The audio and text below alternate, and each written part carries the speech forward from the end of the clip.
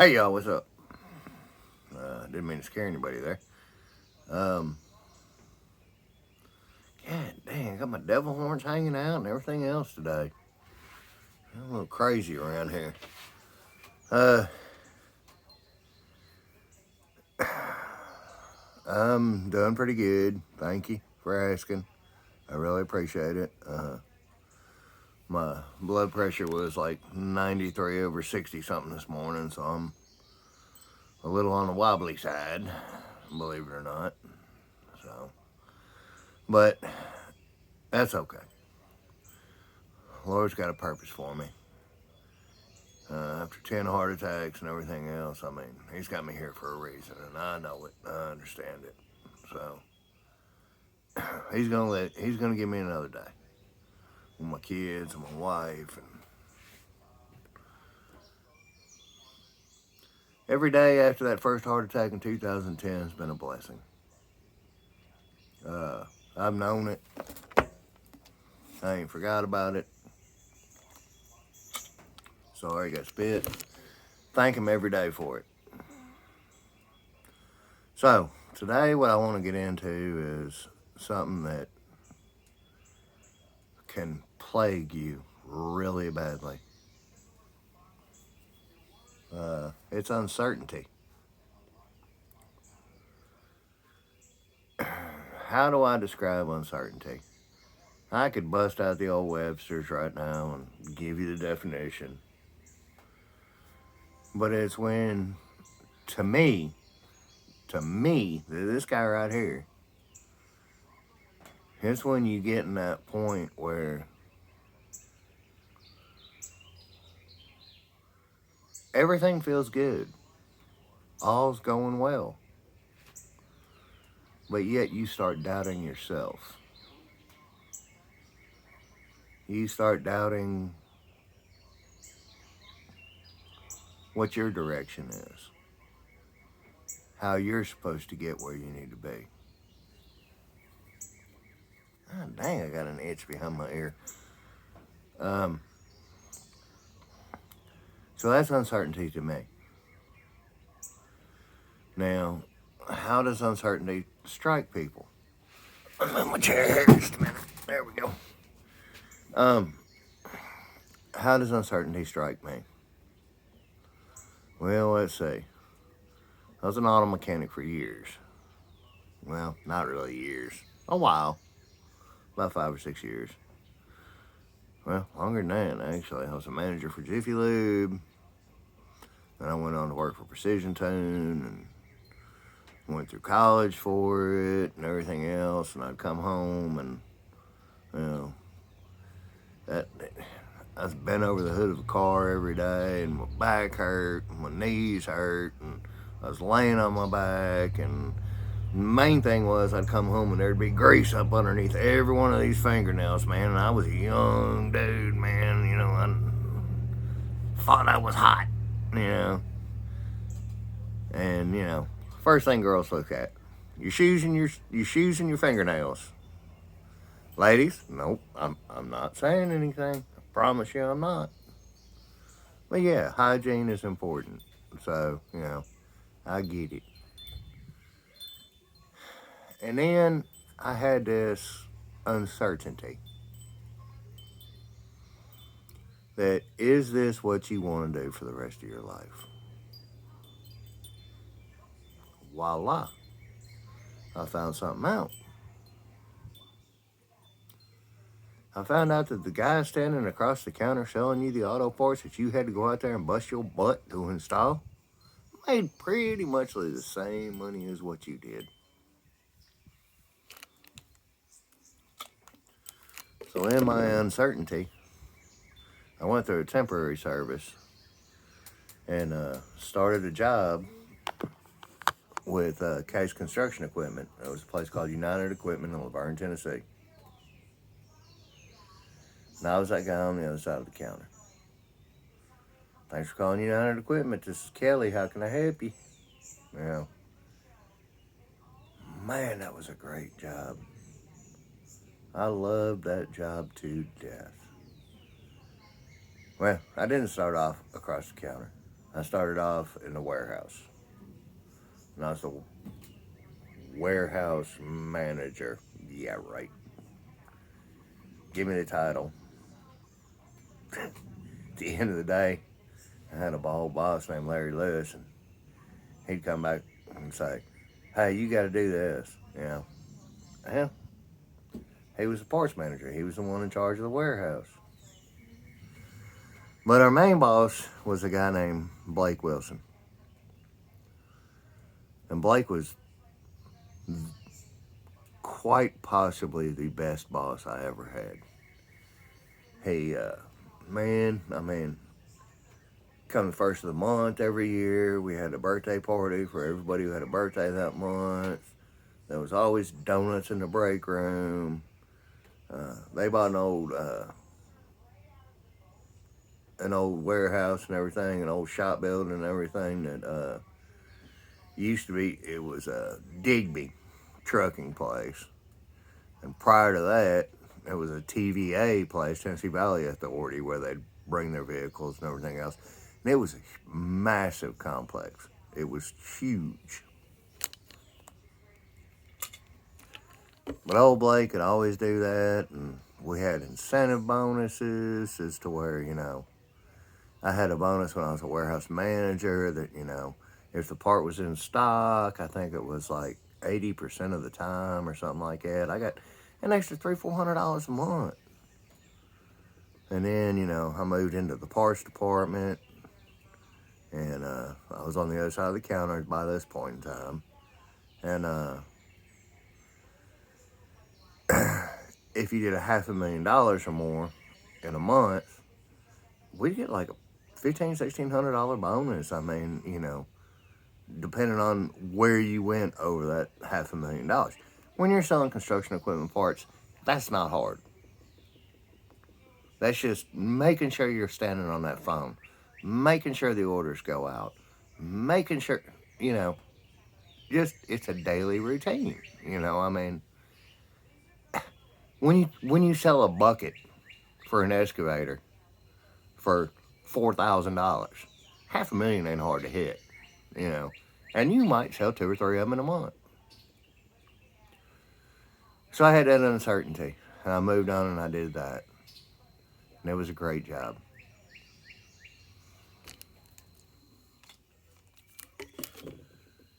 And then the Wilsons wound up selling United Equipment.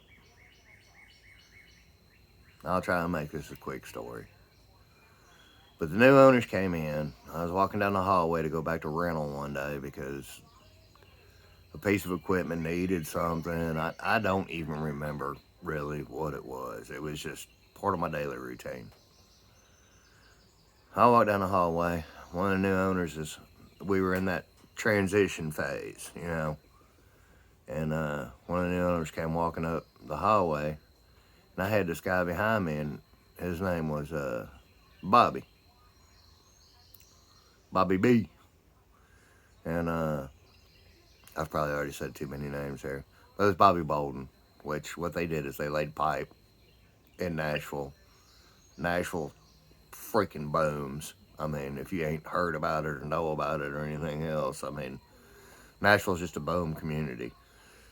If you're in nursing or medical careers or anything like that, or you're in construction, move to Nashville. You'll make money. Guarantee to you. So Bobby Bolden was right behind me, and one of the new owners was walking up the hallway from rental, and I said, "Hey, this is Bobby B. I mean, he's one of our best customers. He'd buy millions and millions and millions of dollars worth of horizontal boring machines, dozers, excavators, backhoes, extendable reach backhoes, off us every year." This guy walked in the front door and I went, cha-ching! I mean, I knew I was going to get a good sale out of him, one way or the other. He was a very wise man. He started off with next to nothing and built a small company into something that was amazing. So he was behind me. One of the owners was coming up the hallway. I said, "Hey, Bobby Bowden. He bought that new 850D off of us. You know, day before yesterday, or whenever it was. It may have been the day before. I don't, like I said, 55 years old. There's too many memories up here to remember exactly how it happened and what happened. But, he said, well, yeah, that's a really nice backhoe. Problem what it is, 850D was a dozer. Yeah. He looked at me, and I looked back at Bobby B, and I said, come on. I knew it was on the downhill side at that point in time. So uncertainty hit again. The sale was finalized and everything else, and I was told all my commissions were going to be taken away. And I was like, well, Wilson's always used to be able to do it. What's y'all's problem? Got hit with that uncertainty again. So I had a friend of mine, Rick, and his daddy owned a construction company. They poured the foundation. They laid the block. They framed it out. They put the roof on it. They did the electrical work. They did the plumbing. It was a total construction company. I'm not talking about going to work for an electrician or a plumbing factory. And his daddy, which, y'all, if I start getting crying about this, I'm sorry. Willie.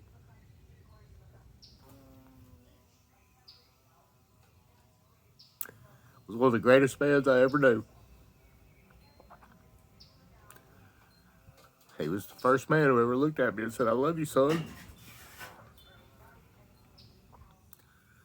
And I had known Rick and Willie most of my life. Willie had this awesome thing he would do for people. He would let you go around and work for each one of the trades for about a month or so. And after you cycled through, he'd come back to you and he'd say, what did you like?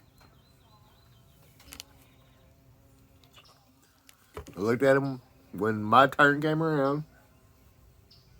I looked at him and I said, you know what? I really like that electrical work.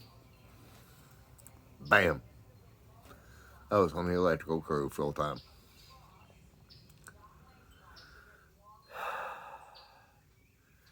Let me just say this real quick. If you're a young man and you want a good living, become an electrician. There's a program out there that almost every major electrical company has. It's called ABC. You get your ABC and you'll have to sign a contract saying you'll work for them for a couple of years and everything after you get your ABC or whatever. And you go back in there and 2 years goes by and you decide, I'm not liking it. My foreman's a chicka chicka chicka bow bow. Now, whatever. So, you decide to walk away.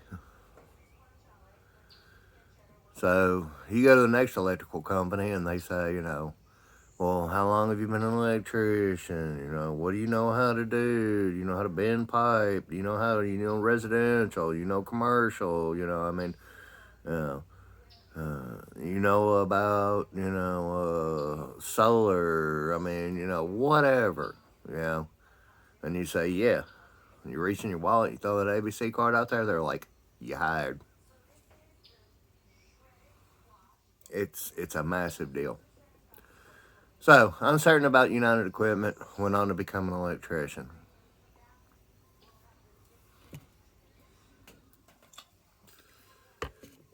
It carried me so many places. Houston, Texas, San Diego, California, Washington, D.C., And here was the awesome thing about that, was that you're pulling a per diem. If you're not sure what a per diem is, it means basically you get stipends or funds every week or every 2 weeks, whenever you get paid, to pay for some of your meals and some of your room. Well, we got pretty smart on this fact. And what we do is, if it was a long-term project, there'd be 3 or 4 of us who got along and stuff like that. And we'd go rent an apartment for a year. That way each one of us was paying a couple $100 a month for an apartment. We'd go every week with our food funding off the per diem. We'd stock up the refrigerator. We'd go down to the Dollar General store, buy a grill, cook it up, baby. I ain't posted one of my cooking videos yet, but I will. So, uncertainty. Then I went to prison. And I came out of prison. And again, I'm uncertain. I don't have an electrical license. I've got my ABC card, but I don't have an electrical license. And part of being a felon in the state of Tennessee is you can't hold a license. You cannot hold a business license. So I'm uncertain again.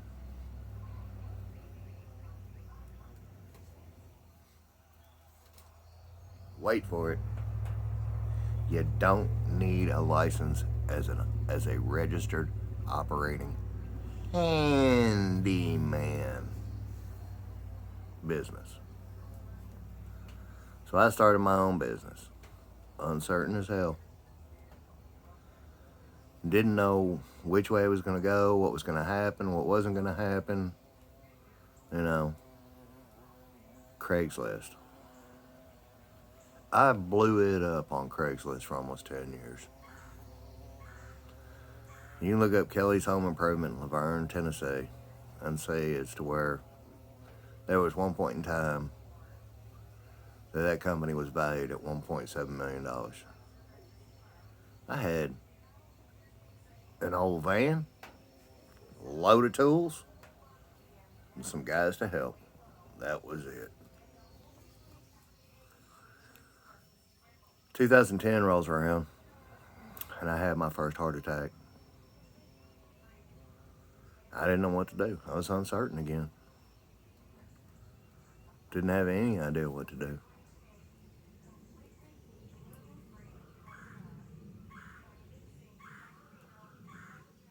Started that up. Did great with it. Then I went to prison. Got out of prison and I was like, uncertain again. What in the heck? What do I do? Maybe I can start that daggum thing back up again. I did. Had a lot of old clientele that stuck around with me and stuff like that. And I made it a one-man show because sometimes that's just easier, to be honest with you. I took on the lighter, smaller jobs. Started doing wall mount TVs with a plug behind the TV, you know, I mean, just, you know, charging me $200, man, to come in and install the TV and put a plug behind it, run the cable up behind in the wall where nobody could see it, you know, or it wasn't an eyesore. And so, yeah, all right. So that was after prison.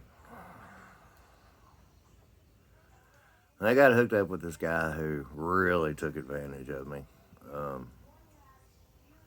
We'll call him RW. If I say his name and my wife sees this, she's gonna knock me over the head. He was a piece of work. So then I got to the point where I just couldn't do it anymore. Tennessee is a beautiful, beautiful place to live. But the heat in the summer, the cold in the winter, my health just wouldn't allow me to do it. And I was uncertain. I met my wife. She went, took me under her wing and said, become a house husband. That's what I've done. It's that simple. Don't let uncertainty beat you up. Good things can come out of it. Or you can go the other way and make it a problem.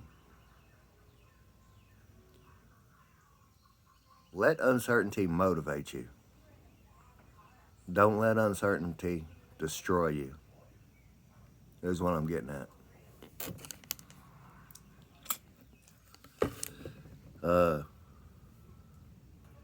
Everything in life has two sides. Fear. That I want to talk to y'all about fear because that's something that I got a problem with. Uncertainty. Loneliness. Just hang in there, y'all. And don't ever let yourself beat you up. Come out of that shell. There's somebody I watch on YouTube, and I'll toss his name out there. It's Jason Crocker. I watch a lot of homesteading videos and stuff like that because, I mean, that's what we're striving to achieve, is to become self-reliant. But great channel. I watch Dutch and Daniel Arms and a lot of them guys because they're, and Jason not so much, but Dutch and Daniel and everything else, they're Christian based. And I mean, you get addicted to a little Houston Hopi, Hadley Hopi and Hadley and Hopi. You get addicted to them little kids, man. I mean, they're just great little kids. You can see that their families are raising them right. So, but rewind. Come on, get back on the subject. Uncertainty, fear, loneliness, whatever you got going on in your life. There's people out there that can help you with it. I'm not going to tell you man up because that's a cheap excuse for a hard topic. I'm not going to tell you, put your panties on, big girl. Cheap excuse for a hard topic. So, I guess I really don't even know how to end this. One last one. Corey and Cynthia Davis live right up the street from us. Not too far, about an hour away. Awesome cats. Corey and Cynthia have been down that road. They're really, really great people. So, I guess to wrap it up, what I'm trying to say is this. Don't ever give up. Just don't. Put one foot in front of each other and in front of the other every day. Doesn't matter how much you get done, just get something done every day. You'll be okay. Promise you. So, that's my conclusion to this whole thing. As you guys know, just getting started in this. If you come across it and watch it and like it, smash that like button. Ring that notification bell. Please, please, please subscribe. I'm not in it for the money. I'm disabled. I would have to reject any check that YouTube would ever bring to me.